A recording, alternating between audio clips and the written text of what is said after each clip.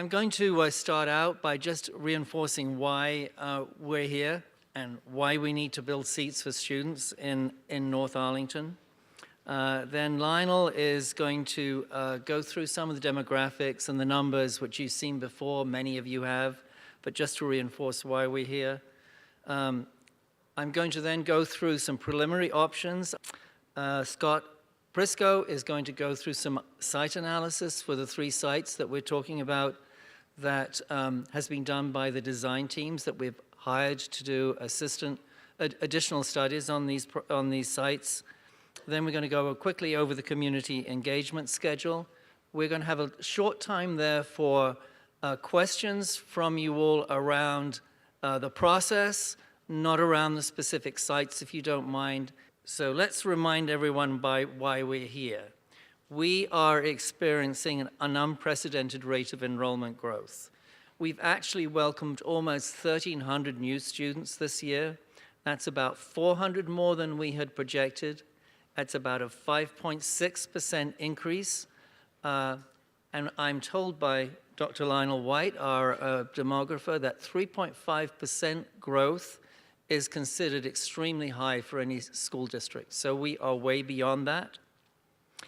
And to put it in perspective, 1,300 seats, and remember, each seat is really a student. We have a shorthand, but remember, each seat is filled by a student. So 1,300 seats is equivalent to about 2 elementary schools. I don't want you to think all of the new students are elementary students, but many of them are. Between 2009 and 2014, we grew by nearly 3,800 students, a 19% increase. And we're projected to reach 30,000 students by the fall of 2023. That may change, that may be sooner, given the number that we saw enter the school system this year. So why now? I think we can tell from that presentation that we know why. In June of this year, the school board approved construction of a significant number of seats in its capital improvement plan. It approved 1,300 seats for essentially middle school students in North Arlington, but it didn't state where they would be built. We had not got to the point where that decision could be made. So determining the locations for those seats is a really challenging process. That's why we're here now. But we have to make decisions if we're to continue to deliver the type of education that you all have come to Arlington for and expect for your students. If enrollment continues to grow, as it has, as it's projected, we're going to be looking at many more sites for new schools, for additions, for renovations before we're done. And just in case anybody's worried, as they should be, that we might overbuild, we have a fair number of students who are in relocatable classrooms. We have a number of spaces in schools that might be better used for other things, that we've renovated classrooms. So we have quite a lag for if we learn that enrollment projections are not proceeding, we have plenty of time to redirect our course. I'm going to turn this over to Lionel White now, who will give a little more information on the actual numbers. All right, so tonight I'm going to share with you some of our statistics. Many of you may have seen these before, but for those of you that are new, last school year, which was fiscal year 14, there was a need for approximately 389 middle school seats. That delta you see there at 8% tells us how many more middle school seats we need to bring us to capacity. In fiscal year 2019, which would be September 2018, we see that there's a huge need for seats at the middle school level. We have a deficit of 960 seats. Just to give you some perspective on that, that's about the size of a middle school. So obviously, our goal is to try to get secondary seats as soon as possible to alleviate what we see as imminent future crowding in our schools. And then if we go way out to September 2023, we see that there's a need for 1,590 seats. You know, now we're almost talking possibly 2 middle schools. This map tells us relocatables. This is last school year. And the area in the yellow is Williamsburg Middle School. There are 8 relocatables, and you'll notice some people call this kind of the island. You'll see the little polygon towards the right of your screen. That is also Williamsburg Middle School. We see that Swanson has 4 relocatables, and that would be Jefferson has a single relocatable. The purpose of this slide is to show you that right now we have capacity need, and that, in terms of where it's needed the most, I think this slide is really indicative of that. Now we're going to look at projected enrollment. This is in September 2018 and September 23, for those of you that don't like fiscal year. If we look to the first map on your left, the fiscal year 19 seat deficit, we see that North Arlington has the greatest need for seats, with Swanson leading the way at a need for projected 378 seats, followed by Williamsburg at 328 seats. Third would be Gunston at 187 seats. So this map really depicts sort of where the need is based on last year's projections. Very recently, we had our September 30 official count. We anticipate to have that information by Monday, and I'll get going on this year's projections, the 10-year forecast, so we'll have updated numbers, just so that you all know. If we look out to 2024, fiscal year 2024, again, it's the same pattern where the need is greatest in North Arlington.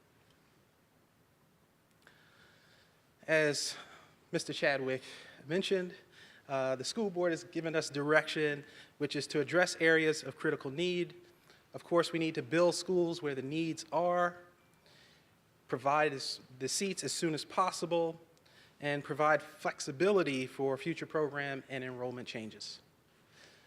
Mr. Chadwick, if you could please come up and present the preliminary option possibilities. Thank you. So we have, as you all know, we have 3 sites under consideration identified by the school board. The Wilson Boulevard property in Roslyn for up to 1,300 secondary seats. The Stratford School, Stratford building, I should say, on Old Dominion in Cherrydale, which is currently occupied by the H.B. Woodlawn program, the Stratford program, and a couple of other programs, to renovate and add to that for up to 1,300 secondary seats. And then the Reed building would be for relocation of the H.B. Woodlawn and Stratford programs, in other words, all of the programs that are at the Stratford building. To that has also been added the possibility of relocating H.B. Woodlawn and its associated programs to the Wilson site. So the other point to make here is that pretty much no matter what we do with new middle school seats, there will be some sort of boundary change regardless of what locations are selected. And clearly, if we build a new school and the school board determines that it's a neighborhood school, there will be a major boundary change in North Arlington and possibly extending a little bit into South Arlington. There are a number of different options here, and they've been given letters because numbers got us into all sorts of trouble the last time. And the letters are really obvious. They're the 2 letters of whichever school is under consideration. On the right here, you will see opportunities and challenges listed. Those are the opportunities and challenges that our team, school board, members of the Facilities Advisory Council, and sort of the inside group have determined or put down.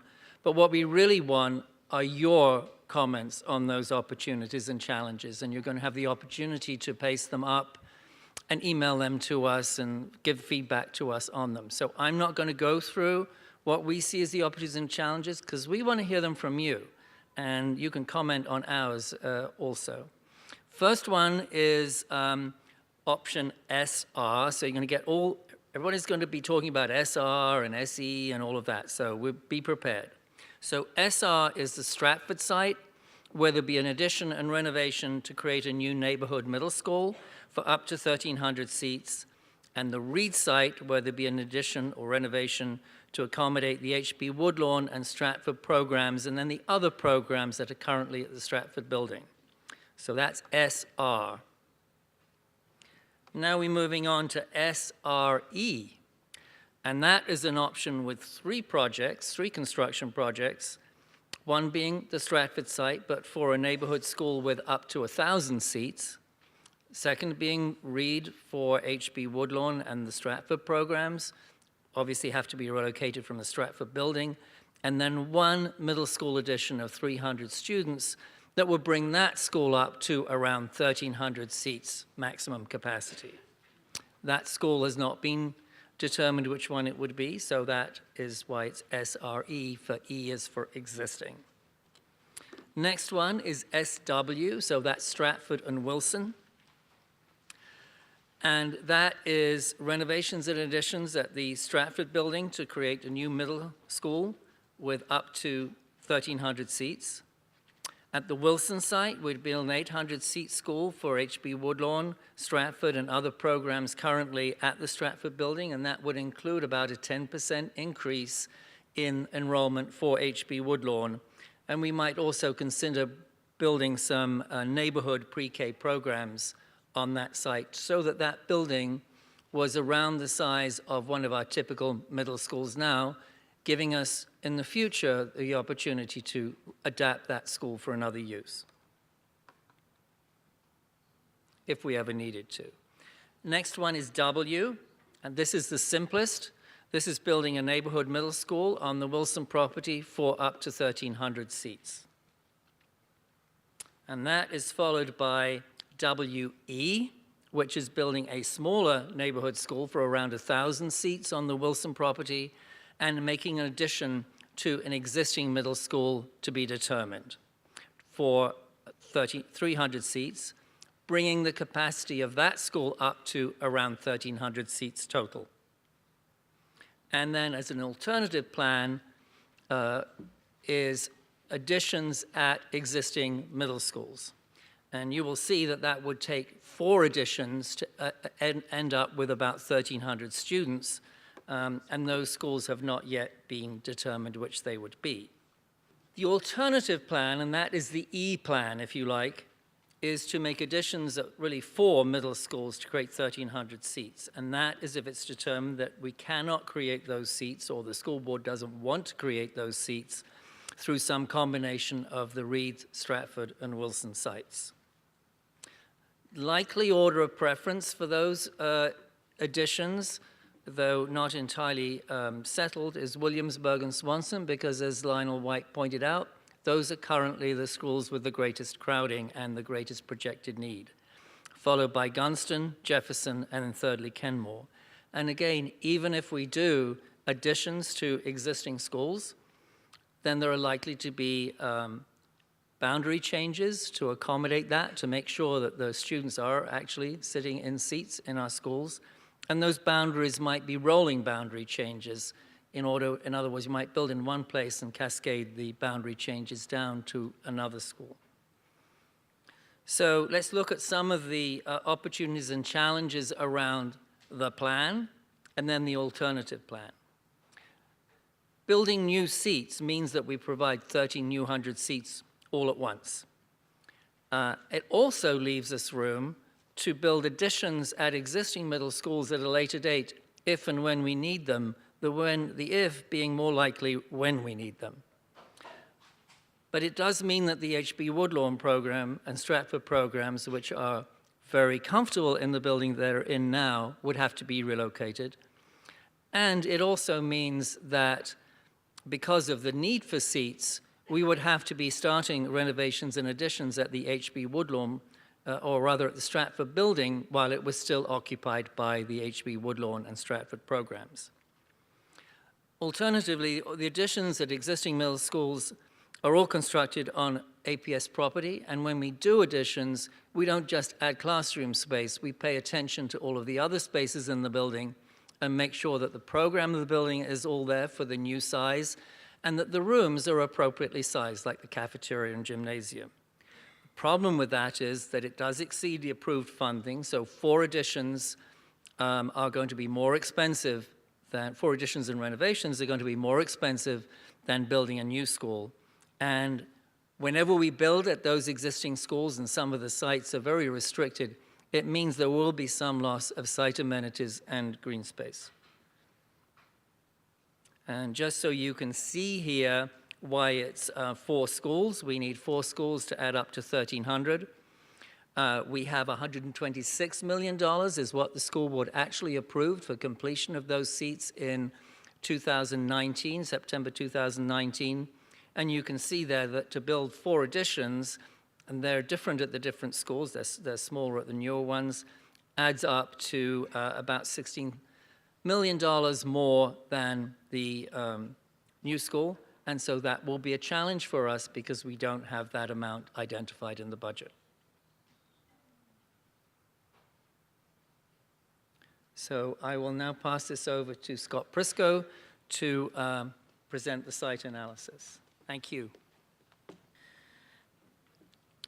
Just to put these 3 sites in context, in perspective to one another, the 3 top maps, if you will, are all done in the same scale. 1 inch equals 100 feet, so basically they're all relative scale to each other. And you can see the difference and variation in the size.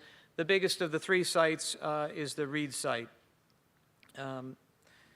And all of the presentation that we're doing today will obviously be online, so that if you want to go over it in more detail and sort of zoom in on different aspects of it, you'll be able to do that. The Stratford HB Woodlawn building, the current building, that work, the architectural firm that will be working on this project is Quinn Evans.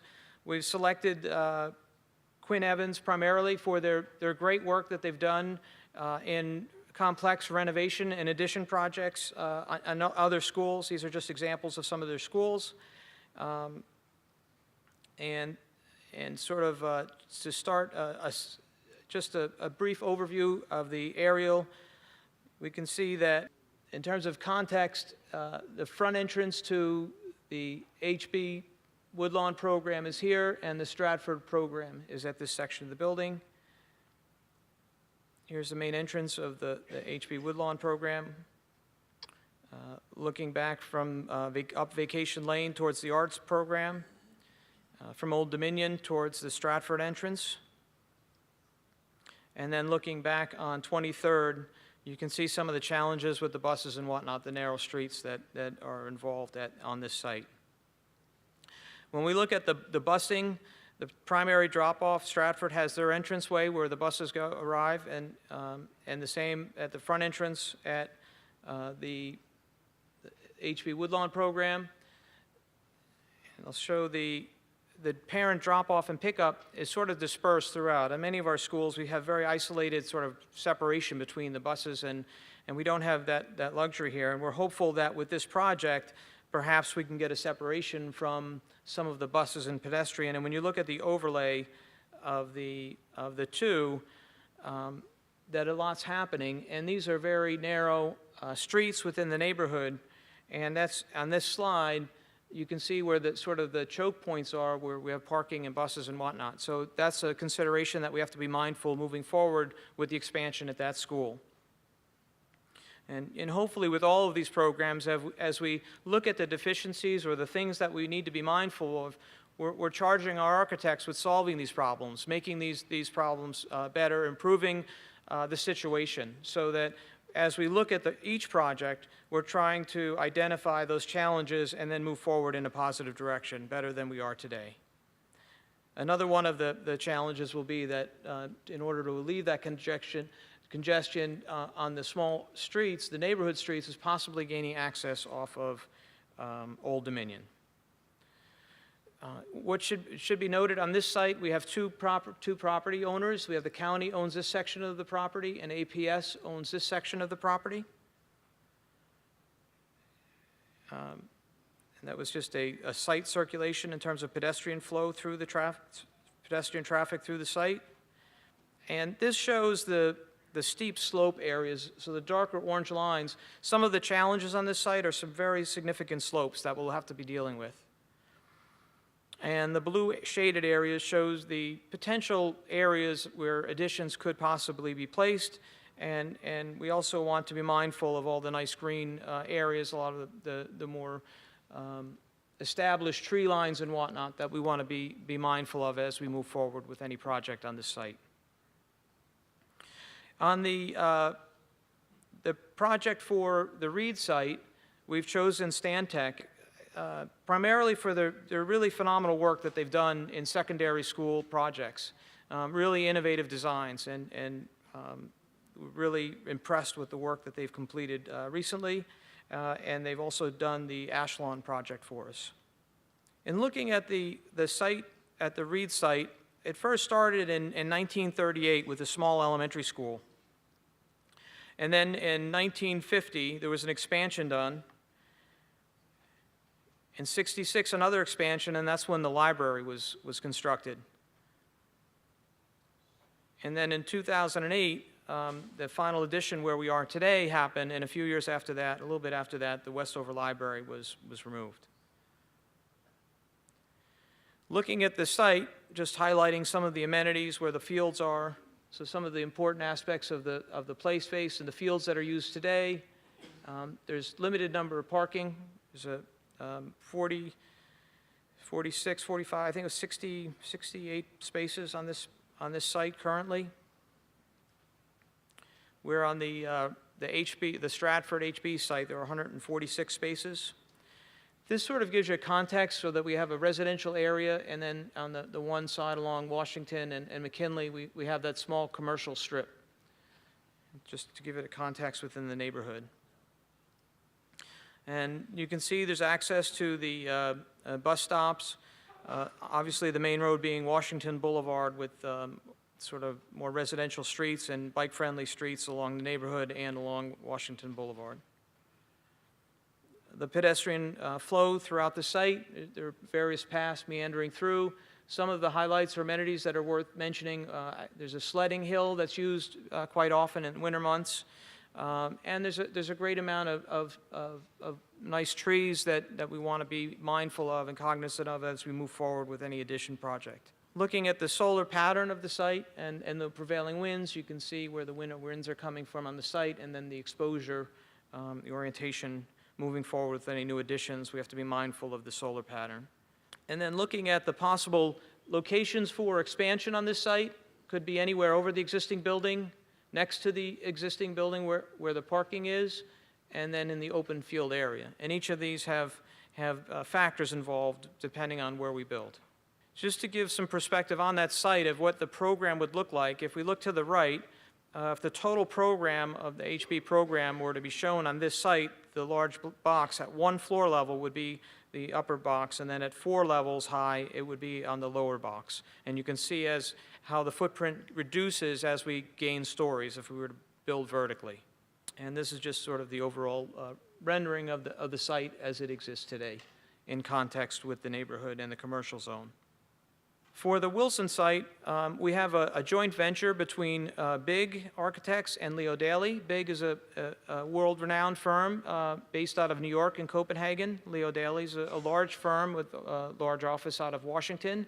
They have some fantastic experience, educational experience, K-12 experience, but also they have experience with higher-rise construction, which is really a specialty construction, much different than sort of suburban school design. So that they've really brought to the table some tremendous work that they've done. Just as in context in dealing with urban sites, just to give a location, Big is based out of Copenhagen. They wanted to make sure they got this right. They gave us the overall site. Zooming in a little bit more, Roslyn, in Roslyn, there's a study, the Roslyn Metro Station study area. You can see the red line. So our site falls within that study area. So there's some very, very relevant information on the county website with regard to that study that's underway. We also show a quarter-mile radius, a half a mile and three-quarter mile radius, so you can see the amount of volume of urban sort of density within the site. This is sort of giving you some of the context, sort of the lower volume residential it starts to get higher volume. The darker orange is even more dense, and then we have the mixed use, sort of high-rise use. Looking at the site, we're also within the RAPS area, which is the Western Roslyn Area Planning Study. This study involves a number of projects. There are 4 projects. There's the affordable housing component, there's the school component, there's a firehouse component, and then a mixed-use Penzance development. And there's also a county-owned park and playground that we want to be cognizant of as we move forward. It's very used, highly used by the community. Looking at the site, there is an existing field that's somewhat small field, as you can see. It's not a regulation-size field. And then the remaining section of the field, it's about 160-some thousand, I think 166,000 square foot site. 116,000, I'm sorry. It's 370 by 317 in one direction. The site opportunities for access currently are off of Wilson, 18th, and North Quinn. There has been discussion that there could be potentially a pedestrian link from a continuation of Pierce Street.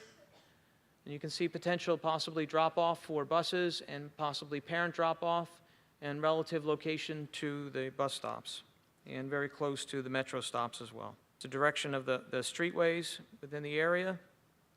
Some of the restaurants that are local to the site, some of the commercial facilities, and then some three-dimensional views from just different angles to give a perspective of the site.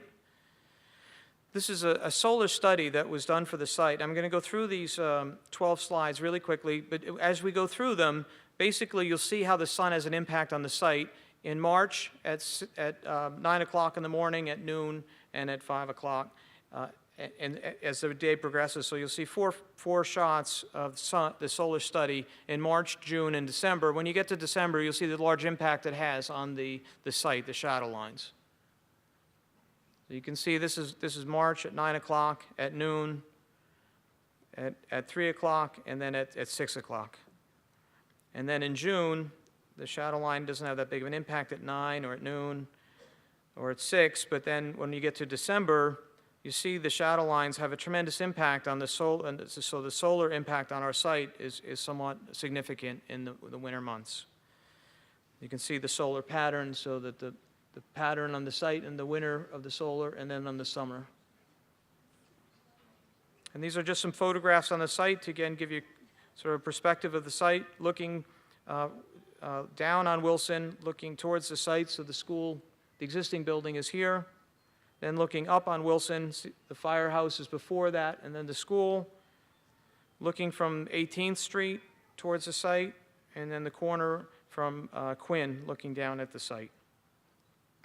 This is really a great study, a sectional study of the site. Basically along Wilson, you can see as it goes down towards Roslyn, where the high-rises are, how the grade goes, so that the building height isn't what changes, but the grade level's changing, and how that will impact or influence our site. And as we move forward, our goal is to be net zero on this, and we're looking at different ways of water conservation, solar energy, orientation, water conservation, and all interrelated in how it works as a system in a building. Some of the components that we'll be looking at will be sun shading, photovoltaic panels, urban screens, different water collection systems. Just looking at a quick massing study on the site, if we were to look at 240,000 square feet at 6 floors, not to say this would be the shape of the building, it's there just to give you a relative scale for the site. If it were 7 floors, the area takes up, and then if it were 8 floors. And just a three-dimensional view of the same thing, and then a model of the same relationship.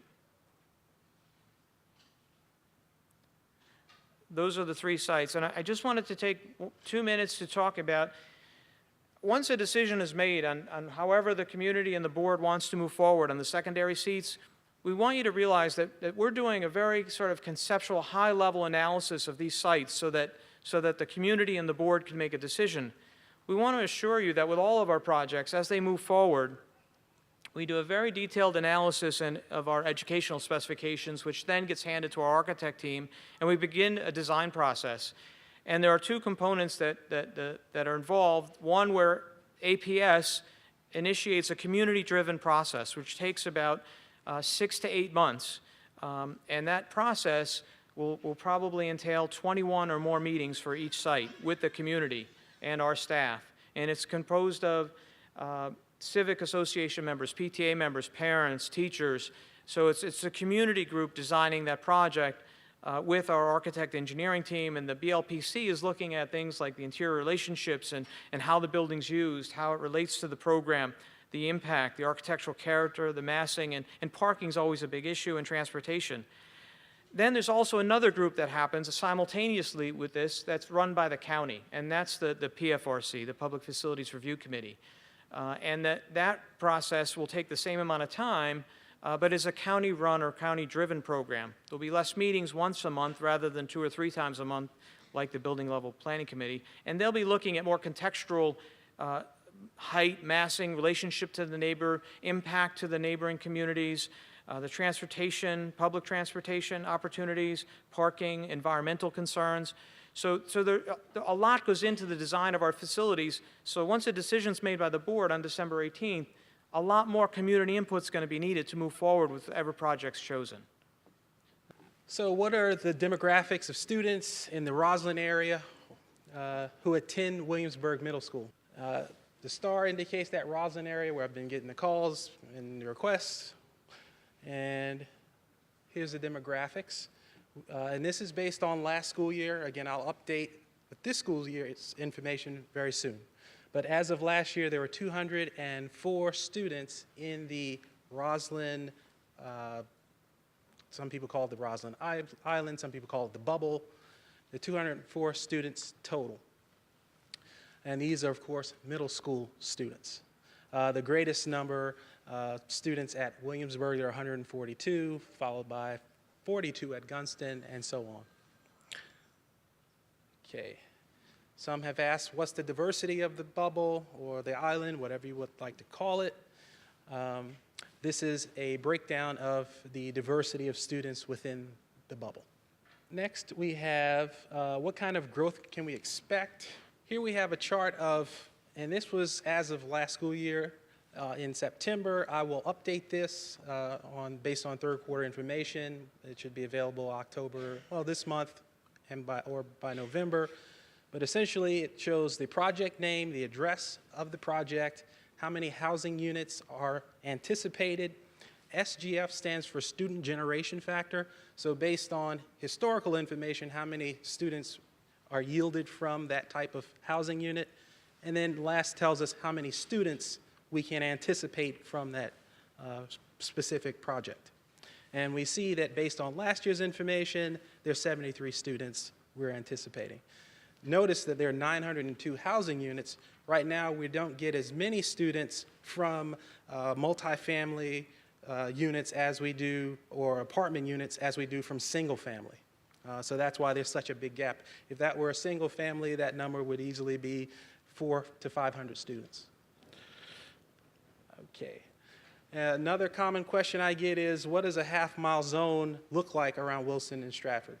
In the past, we had a radius, and it was really crude. And we did have a map that we have here that shows network distance, which isn't kind of as the crow flies, but if someone were to actually start walking a mile and a half, this is what it looks like, that 1.5 mile zone. And so, of course, that was for HB Woodlawn. This is what it looks like for Wilson. And one of the differences I want to point out is that Wilson, a part of this 1.5 mile zone is impacted by federal property. It's near where you see Thomas Jefferson in that light blue area. Yes. And so what I will do very soon is populate this map with students by planning unit for those that are interested in knowing that information. So I've been working in Arlington since the beginning of 2011. And I've been through the 2012 CIP. I've been through the 2014 14 CIP, and we got to the end and realized it wasn't the end. And through that time, people have asked me, and I think a lot of people think that we actually have an idea of what we're really going to do. I can tell you quite honestly that during that period, there have been times when I thought what the real plan was, and I thought I had a solution, and it was a good one.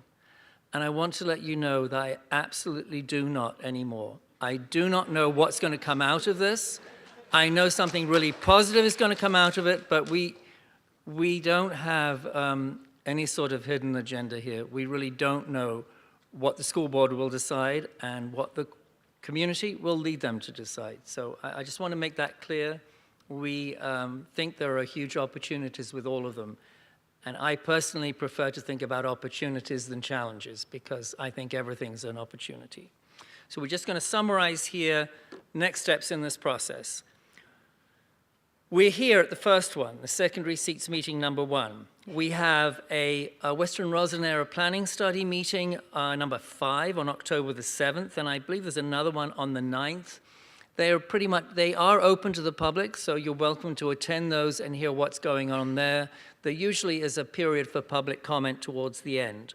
You'll see here that we have a couple of Twitter town halls prepared for those that like them. We sit in a room, all of us, our team, and we answer those questions online. It's very interesting. It was a new experience for me in the spring when we did it.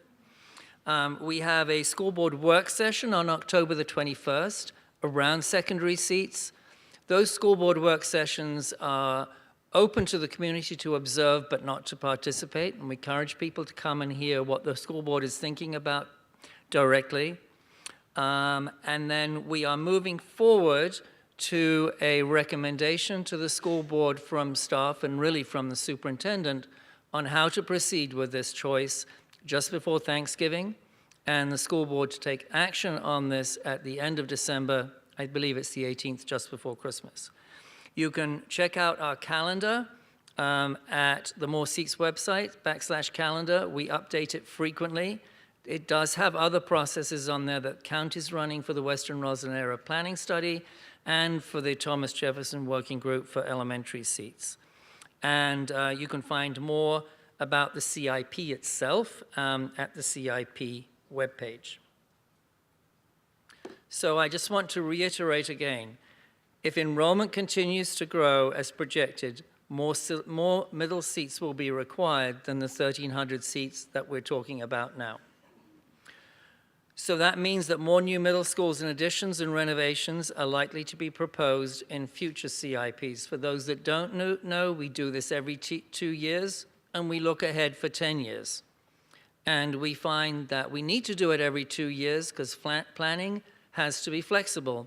New conditions occur, new opportunities arise, there are new challenges to deal with. So the school board revisits it every 2 years.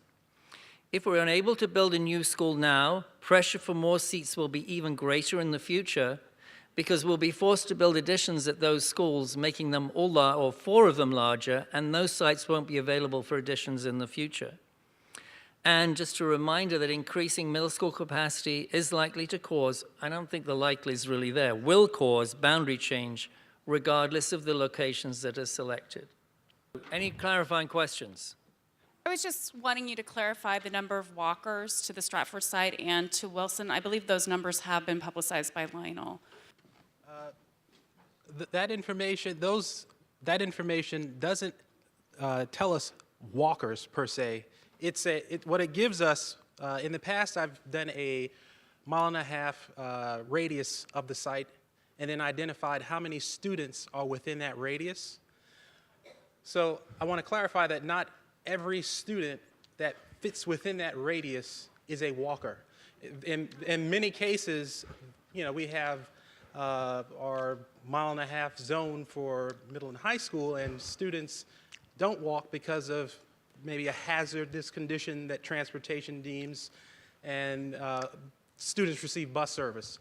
So until the transportation department has time to do their analysis and determine which streets aren't walkable, we don't have that information quite yet.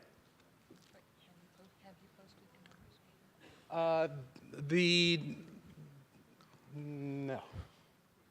No, the numbers will be posted with the 2014 information. That way we're all on the same page. We have the most current information available. So if you could please bear with me another week, I'll have that information that's more up-to-date and accurate.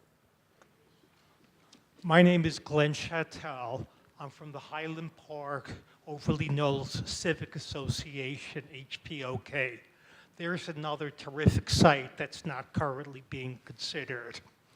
On North George Mason Drive, very close to Virginia Hospital Center, is a mental health facility run by the county called the Drury Center. I have a friend who works there, and she told me that they are moving to Sequoia Place this coming summer, probably July and August. The county is combining all of its human resources departments together in South Arlington at Sequoia Place. The Drury Center is a pretty big sized building. There are also 3 other buildings there. 2 are not being utilized. There is a small preschool in the 4th building, and there's a very large parking lot. This would be an absolute terrific site, in my opinion. If you're familiar with North George Mason Drive, this complex is actually next to the older medical office building, 715 North George Mason Drive. There's certainly plenty of time to consider that and have architectural plans done before the site moves. This is in a very central part of North Arlington. It's not near Williamsburg or Swanson Middle School. So I really think that that should be considered, just like this man mentioned LeBaron. Thank you, and we'll have Thank blank you. signs in each of the rooms for any other ideas that are not being considered. Put them up in the room. Go ahead.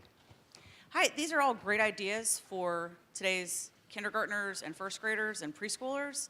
My question is, what are you doing for the kids next year who are in overcrowded schools and for the next several years, including such ideas as recapturing facilities for interim use, like the Madison Center, where there's 13 classrooms that exist today, most of them completely underutilized, and it sounds like there's lots of other facilities in the county, but we've got to break out of expecting to have the same old that we've had for years, and maybe think about breaking out 6th graders, which actually can provide better learning outcomes. Thank you. We're looking at a number of opportunities around that, and we will be coming out with a plan for that shortly, or sometime after we get the new numbers for this year and find out where the issues really are. Thank you. Just the process question I have that I want people to keep in mind is, if we need 2,600 middle school seats, the forecast, which we now know is low for this year, says we need 2,800 high school seats, and we need most of those near Washington and Lee, or to take capacity out of Washington and Lee. If we pick one of these sites for a middle school, that takes it out of alleviating our high school situation. And I think the answer to that is HB is obviously popular. Most people I've talked to at their schools, there are 3 or 4 times as many people who want to get in as do get in. We probably need 2 HBs, which would allow us to put high school and middle school capacity in the corners of the county that are furthest from the high schools we have today. And I think we need to talk about that and look at that option so that we're not creating an even more difficult, having the only high school plan on the table to be in South Arlington when most of the overcrowding is in North Arlington doesn't make any sense. So I would just remind everybody, if they haven't seen it, that the CIP book, which is online, calls, and the CIP that the school board approved in June calls for about $150 million to be spent on creating a capacity-generating high school at the Arlington Career Center on Columbia Boulevard, or Columbia Pike rather, which is very close to the center of the site, and for that to be finished in phases between about 2021 and 2023. 2 more questions, and Okay. then we'll do the breakout. I heard talk about the fact that after the selection has been made and before the construction begins, there would be a lot more study about environmental impact and transportation impact and all of the input that would go into the site development. But I wonder, for purposes of site selection, over the next couple of months, what type of analysis will be done to comparatively look at transportation, environmental impact, traffic congestion, and those sorts of issues with regard to Wilson versus Stratford sites? There is not a site in Arlington where there will not be concerns, and justifiable, very real concerns over traffic, over transportation, and over parking. That actually forces us into a position where transportation traffic is generally not a prime determination in where we locate buildings. I would also like to state that our order of preference, and I think probably the community's order of preference for access to school, is walking, perhaps biking, and then using the school bus rather than using private cars. And certainly that's what our TDM plans, our transportation demand management plans, are about. I would also like to remind people that in general, we prefer, if it's a choice between a private vehicle, parent drop-off, and a school bus, we would much prefer a school bus. We can control school bus drivers. If they step out of line, we take action. It's much harder for us to control the behavior of parents around schools, and I'm sure some of you, none of the people in the room, of course, have done this, but some of you have observed some inappropriate driving habits around schools. Thank you. Just one process question. As I understand it, each of these sites is being evaluated by one architectural firm. But it seems to me that a number of the options on the table involve dependencies between two of those projects. For instance, Reed and Stratford. How do you manage that with each firm doing their own plan? So right now we're looking at concepts, we're looking at options, we're not linking them very closely together, and they would be treated as quite different projects. It's the job of staff, it's the job of other consultants and of the school board and our Department of Instruction to be looking at those other issues, and they certainly would be taken into a great deal of consideration as we proceed forward with whatever the school board decides. Thank you.